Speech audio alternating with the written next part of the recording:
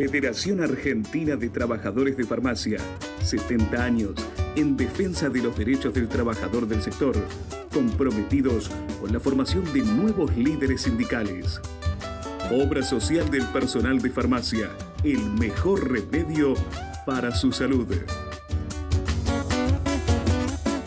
Turismo Social de FATFA piensa en el descanso de todos los trabajadores de farmacia, ofreciendo un gran circuito hotelero en todo el país. Instituto Superior de Formación Tecnológica de FATFA apuesta al crecimiento profesional de todos los trabajadores de farmacia en el país. FATFA, conmemorando su 70 aniversario.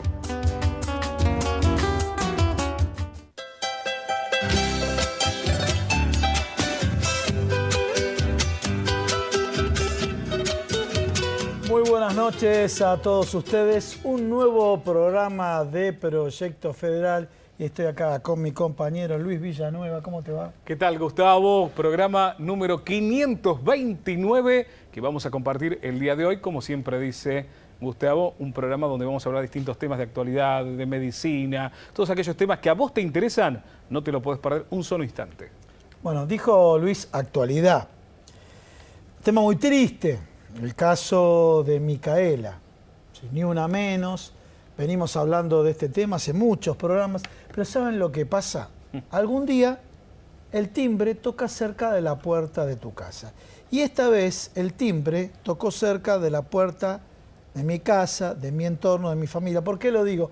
Uno no busca en un programa de televisión extrapolar algo personal, sino que todos nosotros podemos ser Micaela, y fue compañera de gimnasia aeróbica de mi hija mayor, y compartió muchos años con ella. De hecho, mi hija se ha movilizado, siempre se movilizó por la marcha de Ni Una Menos, Micaela y todo el grupo de amigas, pero tocó cerca, y cuando toca cerca uno dice, uno lo cuenta en televisión, pero ahora lo vive y lo sufre desde adentro, ¿no? Por eso esto, para transmitírselo a ustedes, para lograr una mayor conciencia, y uno ve la conciencia de todas las chicas del entorno de Micaela. La conocían deportivamente, uno se pregunta por qué. Ella vivía en Concepción del Uruguay, nosotros estamos acá en la Capital Federal, este programa se graba en la Capital Federal, porque era no solamente, como mencioné en algunos programas, era una militante del movimiento Evita, y como militante del movimiento Evita, no me quiero equivocar, pero hay una dirigente de Cambiemos, ¿sí? Maya Ferrua, sí, que dijo que así terminan por relacionarse con este tipo de gente, ¿no? Maya Ferrua, por favor, tenés que conocer la calidad de persona que era ella. Yo mencioné una faceta, la faceta deportiva, militaba políticamente, militaba por las mujeres, iba con la remera Ni Una Menos. ¿Y sabés lo que le pasó a Maya Ferrua? No sé si tenés hijas o no tenés hijas, pero ¿sabés lo que le pasó? Fue una fiesta, como van todas las chicas, se quiso ir antes, colocó en el Twitter, me estoy yendo a pata, desapareció, la mataron, la violaron. Y después tenemos que hablar del juez Rossi y todo lo que viene aparejado o relacionado con los temas judiciales, porque realmente sueltan a estos delincuentes. Pero está cerca de todos nosotros, por eso tenemos que concientizarnos. Y vos fijate que en el día de ayer, organizado por el papá y por la mamá, y algunos medios salieron a decir que la madre se había suicidado. Fíjense cómo se golpea abajo por todos lados, ¿eh? Realmente es increíble. Pero los padres recordaban a su hija como alegre, hicieron una reunión o movilización, como lo quieran llamar, para en la última instancia ir al cementerio a saludarla a ella. Fíjense la templanza que tienen los padres ante semejante desgracia. Pero fíjense, ira, impotencia, confusión, una serie de sentimientos encontrados que genera el caso de Micaela. Y está cerca, y uno cree que no, todos somos padres, y está cerca de nosotros, ¿no? Mira, Gustavo, lo que decís vos, realmente a uno lo pone en una situación de impotencia terrible. La suerte que tenemos tal vez con Gustavo es que podemos tener una cámara delante nuestro que nos permite decir o transmitir nuestro pensar, que seguramente debe ser el de muchos, tal vez otros no, pero muchos deben compartir lo que nosotros decimos, más allá de la experiencia personal de Gustavo.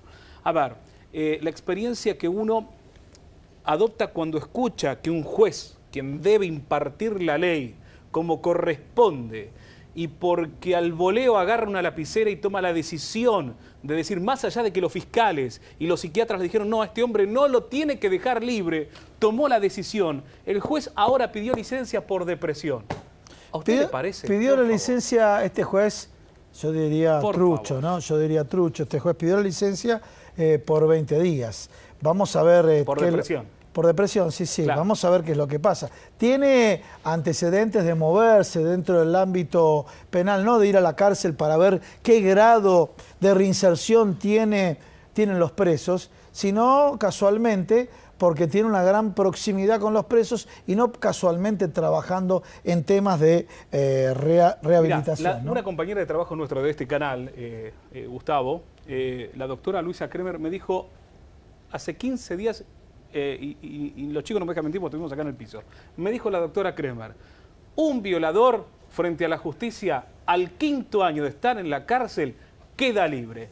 Y no existe en este país una legislación que así no lo vaya a permitir. 5 años y queda libre.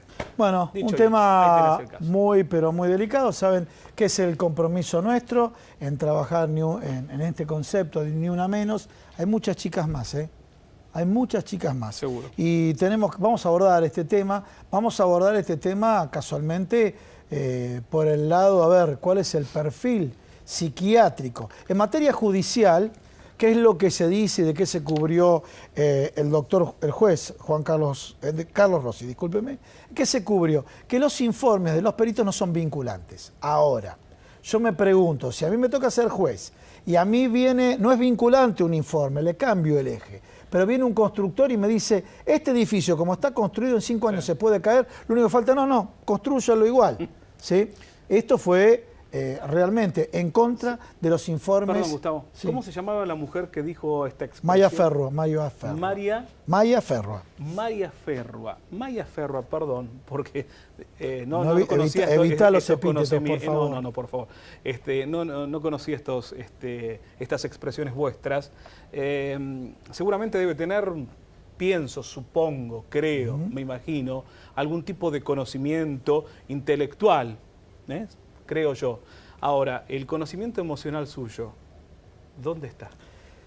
Bueno, pero este es otro tema, ¿no? Ahora se vincula, la frase de ella está vinculada a la política, este tema de la grieta, este tema de profundizar la polarización, háganlo por todos lados. Y este tema de profundizar la polarización también lo podemos de alguna manera marcar con lo que le pasó a los docentes, ¿no? Bueno, cada vez buscan atenuantes y agravantes, pero sabemos muy bien que en el año 2014 estaban en la carpa de los docentes distintos referentes del Poder Ejecutivo Nacional, ¿no? Eduardo Amadeo, Patricia Bullrich, Laura Alonso, Mauricio Macri, etcétera, etcétera, etcétera, acompañando a una causa. Y vamos a la brecha que hay. Antes se justificaba tener que luchar en favor de los docentes contra el gobierno nacional y ahora cuando los docentes luchan y plantean una manera diferente de abordar este tipo de situación, de crisis que están teniendo por la pérdida de poder adquisitivo de sus salarios los trabajadores, directamente dicen, ahora quieren armar una carpa en cualquier lado. Y yo me pregunto, todos los cortes que hicieron el sector agropecuario en pleno proceso y queja, y para muchos legítima la queja del sector agropecuario, cortaban todas las rutas. Y los medios de comunicación no tenían un hermetismo como hay ahora. ¿Cómo puede ser? ¿Dónde está la autorización del corte en todas las rutas? Y así como mencioné este tema vinculado al apoyo que este gobierno le dio a aquellos que protestaban contra el gobierno anterior. Lo que preguntó por eso Gustavo? el tema es ser coherente cuando uno hace este tipo de planteos. Y vemos que el escenario electoral, la bajada de línea estratégica que le dieron es hay que polarizar. Cuanto más polaricemos, mejor. Y esto de Maya Ferrua, ¿todo tiene que ver con todo? Sí. Pues se le escapó. Utilizó una frase ingrata, se le escapó con una barbaridad. No se tendría que haber escapado. Para mí no es perdonable este tipo, por más que pida disculpas, no es perdonable si trabaja o no el Ministerio de Modernización, como dice su LinkedIn. ¿Sí? si yo estaría a cargo del Ministerio de Modernización, para que no siga ocurriendo ni una menos, este tipo de circunstancias deberían ser sancionadas. Lo que te iba a decir, bueno, la carpa, ¿no? Vos decías, hablábamos fuera de cámara, un domingo de Ramos, donde realmente comienza esa etapa donde uno reflexiona, habla de la fe, piensa en el prójimo, en la solidaridad que se ha visto muchísimo con los inundados. Bueno, la represión con los docentes, algo que no tiene calificativo. Va más allá de lo gubernamental o del gobierno, va más allá de eso. Va en la acción en sí. Ahora, hay miembros del gabinete de la Ciudad de Buenos Aires, del gabinete nacional, que le dijeron, bueno, pongan la carpa después de esto, pero díganos cuándo la van a levantar. ¿Cuánto tiempo va a estar la carpa? Hagamos un escrito y digamos 50, 60 días, 30 días y ya lo dejamos asentado. Lo mismo hicieron, me imagino que habrán hecho lo mismo con el sector agropecuario cuando estuvo 3 meses quejándose. Y para mucha gente, muchos amigos que están en el sector agropecuario les parecía legítimo la protesta. Por eso no hay que unas protestas o sea, hay protestas VIP y protestas no VIP, o hay protestas que son legítimas y otras que no. Obviamente condenamos la violencia, las caratapalos, obviamente los palos, todo eso es condenable absolutamente. Pero si te parece, ya comenzamos a presentar los invitados del programa el día de hoy. Vamos a hablar de economía con Andrés Pizarro, vamos a preguntarle todos los temas relacionados con los indicadores de pobreza. Para hablar de muchos temas, sí, de muchos temas, vamos a estar con el doctor Juan Manuel Bulacio, médico psiquiatra, para hablar del tema de violencia de género, ¿no? Que ahí estamos viendo al doctor Juan Manuel Bulacio. También, a posteriori, para vincularlo con el tema de Micaela, nos acompaña el diputado nacional del Frente Renovador, Alejandro Grandinetti, y cerramos el programa del día de hoy vinculado al primer tema, al tema económico, y fíjense cómo tiene que ver con todo, decía Pancho Ibáñez, pero todo tiene que ver con todo, que un economista nos va a hablar de los indicadores de pobreza y una profesional, nutricionista, nos va a hablar cómo desperdiciamos alimentos y su relación con la pobreza, ¿sí? Desperdicio y tips para ser consciente de los alimentos que desperdiciamos, ¿no? Es un tema también fundamental. Cuando veamos ahora, ya vamos a pasar, estamos con él, las asimetrías que hay que generan la pobreza. ¿Cómo te va, Andrés? ¿Qué contás? ¿Qué tal, Andrés? ¿Cómo estás? Bienvenido. Bueno, el abordaje de la pobreza es muy grande, pero primero, cuando se habla de canastas, hagamos un repaso de las canastas y la toma de muestra que se hizo ahora y la toma de muestra para medir una canasta que ustedes hacen desde el CEPA. Bueno, primero hay que decir que la pobreza es un fenómeno multidimensional, pero la metodología estándar en América Latina y en Argentina es la medición por ingresos. ¿En qué consiste eso? Se compara una canasta con los ingresos de los hogares y se ve cuántas familias o cuántas personas alcanzan a comprar esa canasta.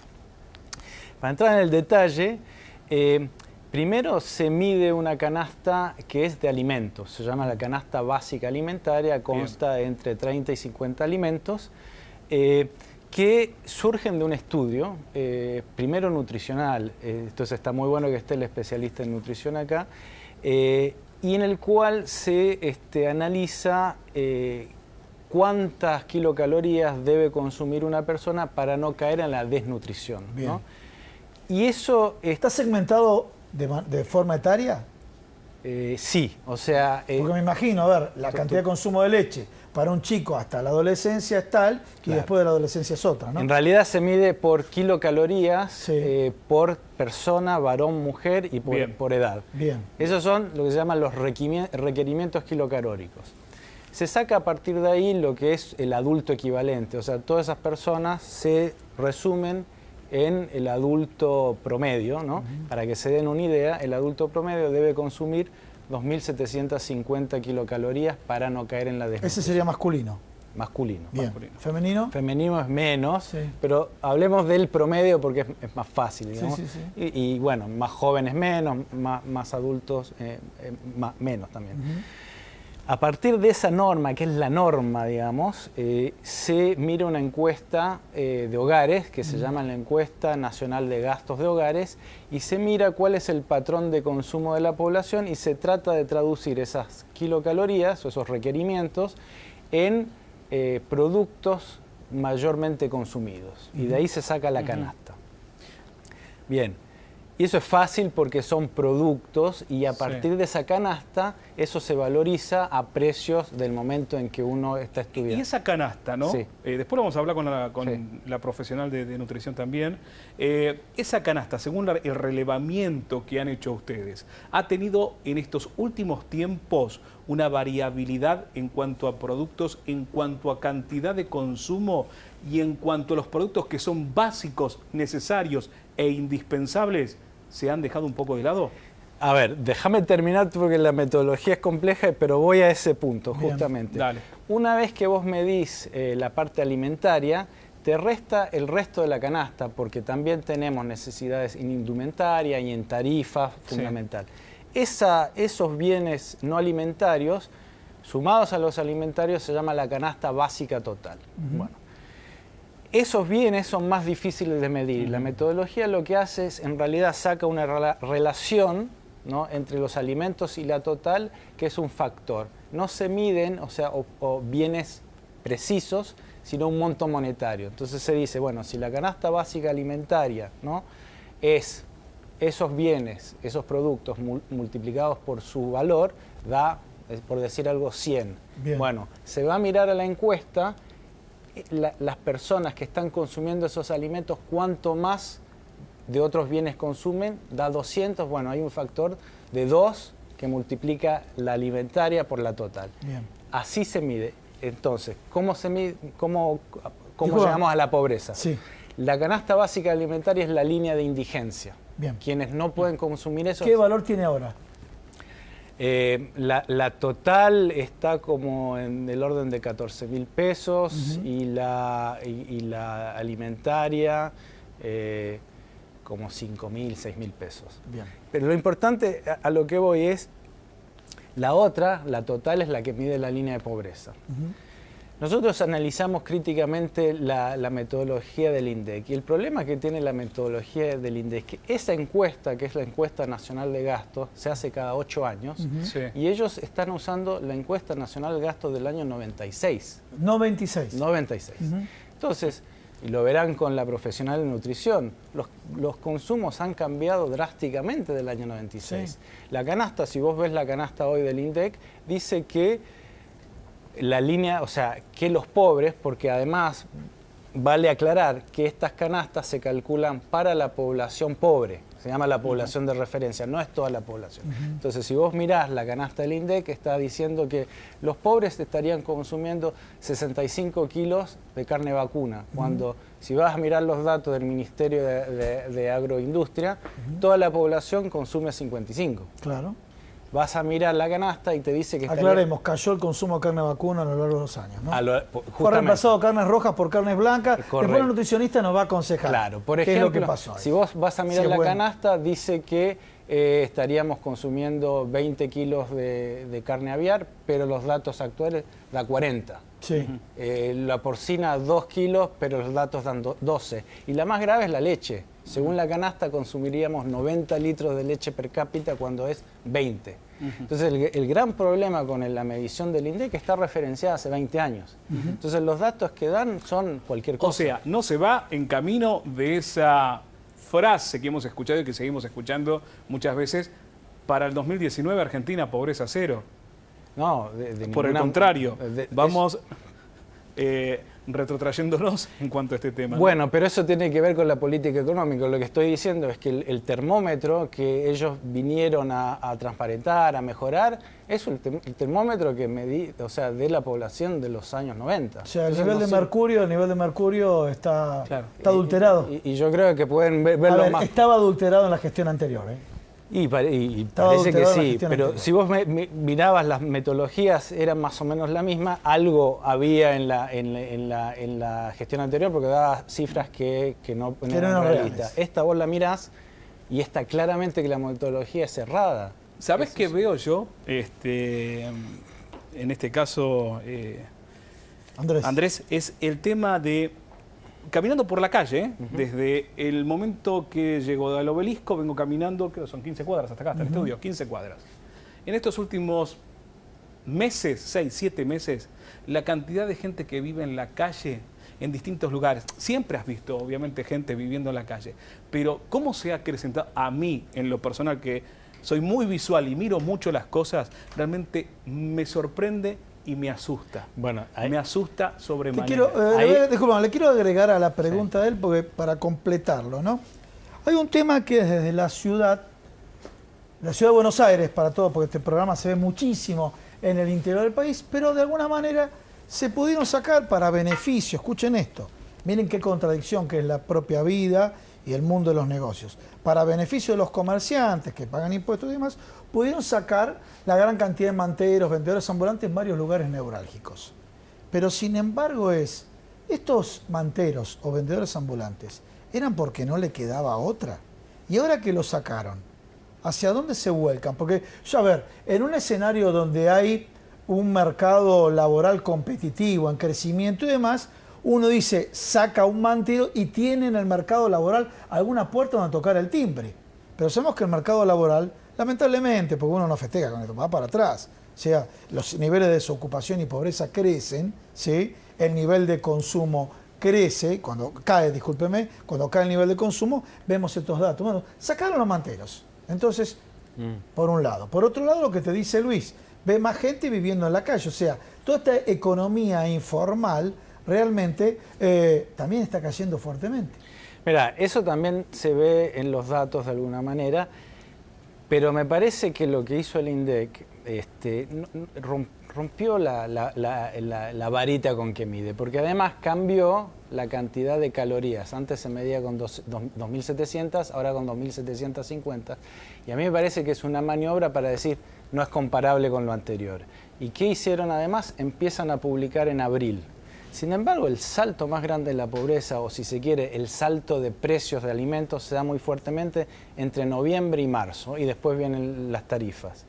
Entonces, no publican nada entre noviembre y acá, y la metodología que tienen les permite. Entonces, lo que vos decís es que hubo un salto tremendo de la pobreza entre noviembre y acá. Y nosotros, yo te digo, me preocupa y me asusta en serio, bueno, te digo. Vos me preguntaste cómo nosotros... ¿Ese silencio estadístico lo va a subsanar el INDEC o no? Yo creo que no, porque justamente es una maniobra. O sea, el objetivo no es volver para atrás y medir la canasta para atrás. No. Nosotros medimos una canasta que es similar desde noviembre de 2015. A nosotros nos da un salto de pobreza entre noviembre y abril de 10 puntos, de 12 puntos incluso. Claro. Si el salto fuera 2 puntos, 3 puntos, no pasa eso que vos decís en la calle. Cuando el salto es tan grande, de 12, sí. ¿Qué diferencia tienen ustedes con la canasta que mide la UCA? No digo que la canasta que mide la UCA sea la veraz, pero como, a ver, quiero tomarme de los mismos instrumentos que se han tomado para criticar al gobierno anterior, y la Universidad Católica le dio una pobreza alta. Y ahora le dio que creció la pobreza en 4 o 5 puntos con la misma medición. ¿Qué diferencia tienen ustedes? Mira, no, le da un poquito menos a ellos. El problema de la UCA, también lo analizamos, el problema de la UCA es que usa una encuesta propia de ellos, de una muestra de 5.000 hogares. Y no miden precios, sino usan canastas de otras instituciones. Entonces ahí hay un problema de homogeneización, no tienen control sobre cómo son medidos los precios. Creo que los ingresos que ellos sacan de su encuesta es representativa a nivel nacional, mientras que las canastas son representativas del AMBA. Entonces ahí hay varios problemas. Pero lo más llamativo es que cuando ellos hacen ese cálculo y no usan su encuesta, hacen el cálculo de la misma manera, usan la encuesta del INDEC, que se llama una encuesta anual de hogares urbanos, que tiene una muestra de 40.000 hogares, o sea, 40.000 contra 5.000, a ellas, con esa le daba para fin de año 22%, con las de ellos le daba 30%. Sí.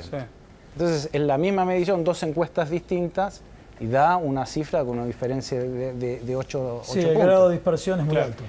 La sospecha que tenemos, y me parece que a otro analista se lo habían confirmado, es que la encuesta de ellos está sesgada hacia los bajos salarios. Entonces, si en la encuesta vos sacaste los salarios altos, obviamente te va a dar una subestimación de los ingresos y por lo tanto una sobreestimación de la pobreza. Para mí es una medición que no tiene rigor estadístico y académico.